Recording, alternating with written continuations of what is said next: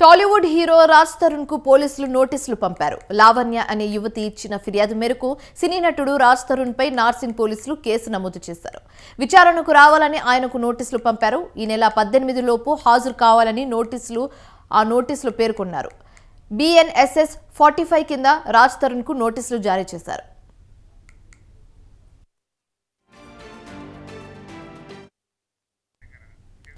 అయితే రాజ్ తరుణ్ తనను ప్రేమించి మోసం చేశాడంటూ లావణ్య కొన్ని రోజుల క్రితం పోలీసులకు ఫిర్యాదు చేసింది. నటి మాల్వి మల్హోత్రా పరిచయం అయ్యాక తనను రాజ్ దూరం పెట్టాడని లావణ్య ఫిర్యాదులో ఆరోపించింది. మాల్వితో పాటు ఆమె సోదరుడు మయాంక్ తనను బెదిరించాడని లావణ్య తెలిపింది. దర్యాప్తు చేపట్టిన పోలీసులు రాజ్ తరుణ్తో పాటు మాల్వి, మయాంక్లపై కేసు నమోదు చేశారు.